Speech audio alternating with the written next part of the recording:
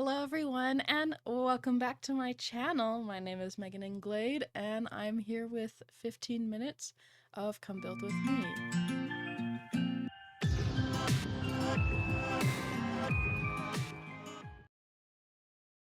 We are doing part 8 of my greenhouse Nectary build today.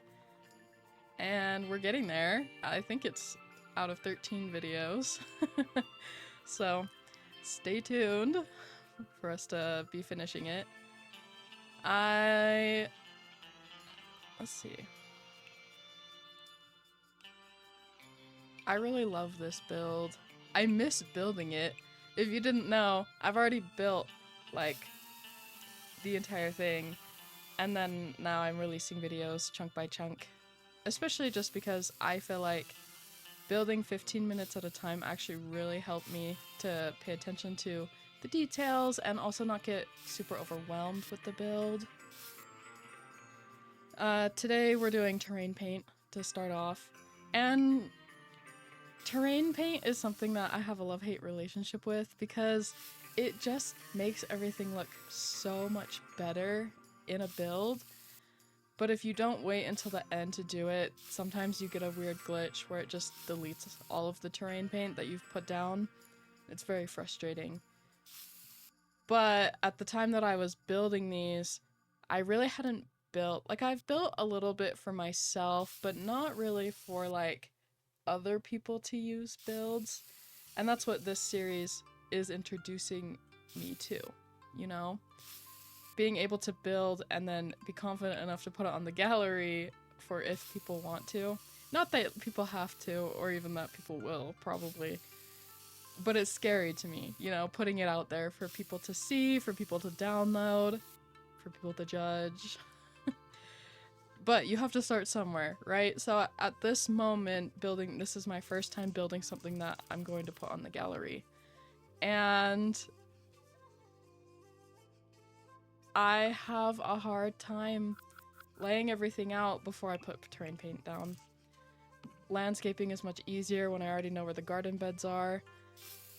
Knowing what little details to add to the build comes to me from putting terrain paint down. I'm much better now after practicing it a bit with being able to visualize what I want in the Sims game before I like actually do it, which is great.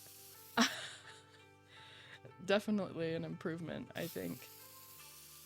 I'm really awkward today. It's been a long time since I've like recorded one of these. And I'm also recording like the next 3 Come Build With Me videos because April is going to be crazy. I work with college students, specifically freshmen, and April going into May, right, is when their classes are ending, when they have finals, and then they also move out of their dorms. So I facilitate a lot of the dorm stuff, and it's going to be busy, making sure everybody gets packed up, making sure everybody moves out on time, making sure we're all prepared for everything that happens at the summer during the university. So it's gonna be busy. I don't think that I'll even have time to record at all, so that's why I'm recording in advance. I actually am really happy because I'm meeting my goal. My goal the last couple months has been at least 3 videos a month, which is a huge improvement. If anyone's been here since like the beginning and like don't go back and watch my videos, they're not good. I used to do videos like once every 3 months, and then I kind of dropped off the face of the earth for like a year while I was getting serious with my boyfriend, and then we were planning a wedding, and then, you know, all those things, and getting married and moving and all of the things that happen when you get serious in a relationship, you know? But then I came back and I tried to do videos like once a month. It was really hard with a normal 9-to-5 job.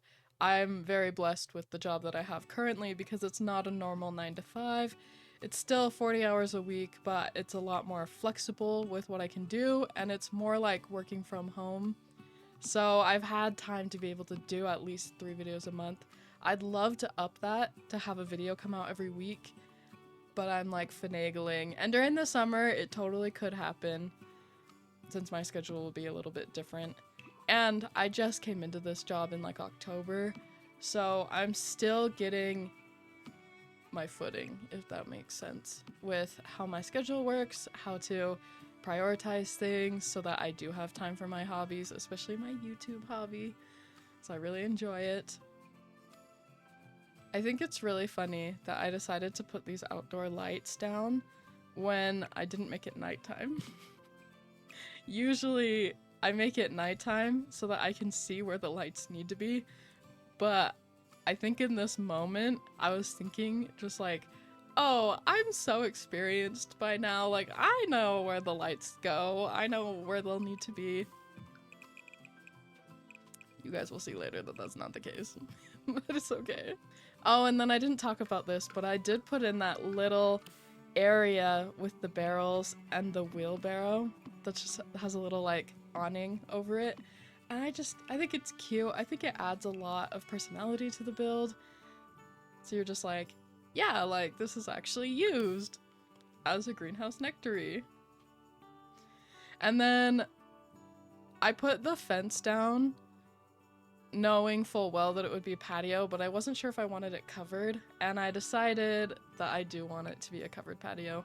So I just replaced all the fences with walls, and then I'm going in with like span rails.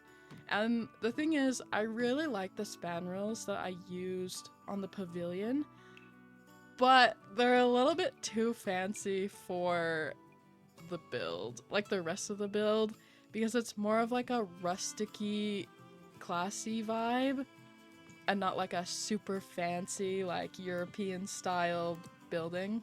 I think it goes very well with the pavilion on the outside, but not for the build itself. So I just chose like a really simple white one that I think will go really, really well. And then of course I did the really fancy pillars as well for the pavilion, but for the build it needs to be something a little bit more simple. Greenhouse Nectary. We're mostly focusing on the outside today, but the inside of it is supposed to be like a nice place where Sims can come. The front half is like a bar, and then the back half is like a cultural hall, like reception area. So if you want to use it for like a wedding, you totally can. If you want to use it for a party, you totally can. There's just not a kitchen in it, which may have been a mistake. I don't know. I tend to bring food when I have Sims have like a birthday party because there's just not time to like go to the place and then like make the food and the cake and then like eat it and do all the other like birthday party stuff. But that's just me. Maybe thinking about this now, in the very last episode, which I haven't actually recorded yet because I'm going to go in and put specific flowers in the actual boxes with a Sim to like playtest it. When I go in, I might add some kind of a kitchen appliance area, maybe. We'll see. Because I forget that not everyone plays the same way that I play, and putting it on the gallery, as we've already discussed, means it's out there for the entire public if they want it. And I think that's actually a really good idea, to put like a little, at least like a refrigerator, if not also a microwave and like a stove type of thing. I guess I could put a grill, but then you can't make cakes. You need a cake. I am struggling with this roof quite a bit because I don't like that the edges jut out so much. I do have a reference photo, but it was mostly for the inside of the build, not necessarily for the outside of the build, so I'm kind of just making stuff up. Which, you know, means I have built quite a bit for myself, because otherwise I wouldn't be confident in that. And then the reason that it's not raised up is because when I use debug plants, they like to clip.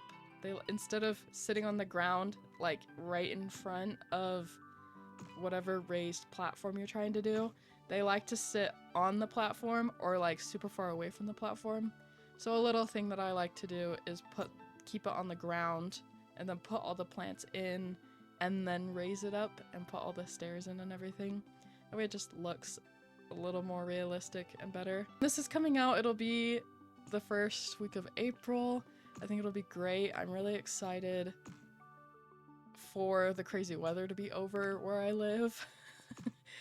Like, since December, not really, like since October, we've not had a lot of snow, and I live in a state where we usually have snow from like November all the way until March. And this year has been really, really weird. We got snow like on Christmas, and that's like it. And then January and February and then March, we'd have like 2 weeks of it being 60 degrees, 70 degrees Fahrenheit, and then it would snow for like 3 days straight. And it would all melt, and it would be back up 40s, 50s, 60 degrees for like 2 weeks straight, and then it will snow again. And it's just very like strange. I mean, I told you I work with like college students. They've loved it. On the one hand, they feel like rejuvenated from being able to be outside. And then on the other hand, when it snows again, they're all really sad and like don't want to do their homework. For myself, I feel like the changing weather really gets me. Like, I like warm weather. And I also like cold weather. I actually like both. But I don't like the weird oscillation that we're doing here, where it's like snowing for 3 days and then it's like 60s for a week or two. So I just feel like my body is constantly trying to adjust to the new temperature. And usually when temperatures drop, I have a harder time sleeping. I start kind of developing cold symptoms. And usually if I get enough sleep and I'm drinking enough water, I won't actually get a cold. But I hate having the symptoms and being like worried about it. And because it's happening every 2 weeks, I'm just annoyed. Crazy how the weather affects you, you know, and your life. But I do enjoy seeing all the flowers budding, all the daffodils coming up. I love seeing everything blossoming. I am a little bit worried though that we're gonna get like a big snow and it's gonna kill everything. And you guys won't know until May because I'm like pre-recording all of these videos. But oh, that reminds me, my potato and my tomatoes that I'm growing indoors that I showed you guys a couple episodes ago are doing phenomenal. So I'll have to put some pictures up. Yeah, I'll have to put some pictures up for you guys to be able to see them. But they have really just like sprouted and are doing fantastic.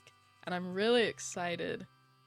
I love plants and seeing them start thriving, you know? Which makes sense because I'm building a greenhouse Nectary for my first thing because guess what? I love plants. Spoiler alert. Well, I got a couple things placed on the patio. I've done my little area with the wishing well. My pavilion is pretty much done. I just have a couple more things I want to put out once I have like my landscaping all done, but it's not time for that yet. Debug also kind of causes my game to crash sometimes, so I want to do that last. Or like semi-last. Yeah. Thank you guys for watching. I really love doing these videos. I love talking. I'm actually not someone who just likes talking. I'm a pretty quiet person, but it is really fun to have a space where I can just talk about what's going on in my life, about what I like, what I don't like, and share something I really enjoy, which is Sims, and something I'm learning to enjoy, which is building on The Sims. If you like my content, please also check out my other series, my Not So Berry series. That one's a lot more emotional gameplay with like family and things with my Sims. And we've got some really interesting things going on right now Please like and subscribe if you like my content, and I'll see you in the next video. Bye!